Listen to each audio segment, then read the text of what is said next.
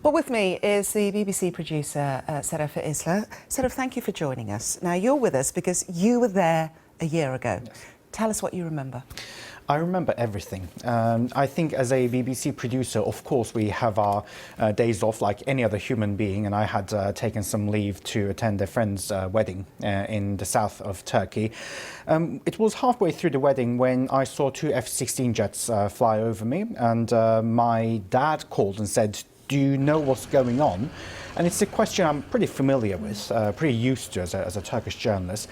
And I said, well, I don't know what's happening. I turned on the TV and the Bosphorus Bridge had been shut, one lane had been shut, and on the state TV, a declaration from the military was being read that the military had taken over control. We drove as fast as we could to reach our hotels.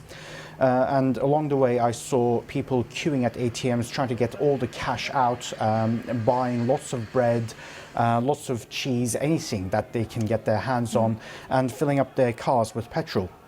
It was very clear that people were getting prepared for a worst-case scenario. And then, of course, after the evening prayers, the imams at mosques called people to take to the streets to defend democracy. And at that moment, all law and order went out the window. Did you get the sense that it was a momentous moment, a turning point in history? Because when we look, and we've got some scenes here on the screens of some of the celebrations that are taking place across Turkey, did you get the sense that it was a turning point in history? Because this is how it's been celebrated. It is definitely a turning point in Turkish history, but of course different segments of society view it as a different turning point. The supporters of Mr. Erdogan and the governing party, Justice and Development Party, believe, and rightly so, they did stop a coup from taking place and defended democracy. However, the opposition also argues that in the aftermath, no one is doubting that democracy was saved that day, but in the aftermath, the powers that were given to President Erdogan under the state of the state of emergency legislation, he was able to fire people from their jobs.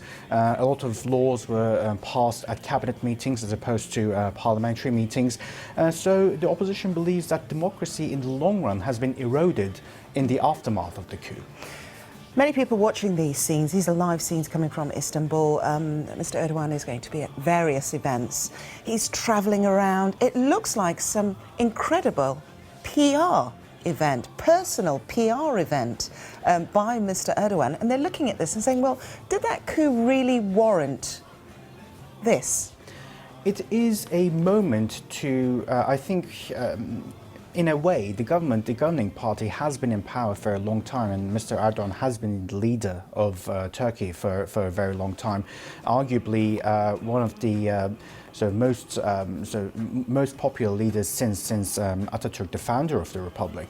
Now, of course, all the other holidays and special days have to do with the setting up of the republic. But this was the first time that this party was able to defend democracy in action.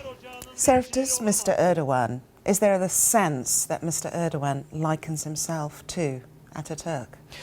He definitely sees himself as one of the greatest leaders of the country, and his supporters would definitely argue that he is the modern-day Atatürk. So if Atatürk has incredible significance for the secular segment of society, the current supporters of the government would think that he is their Atatürk. Okay, fascinating, fascinating. Seraf Isla, thank you very much. Thank you.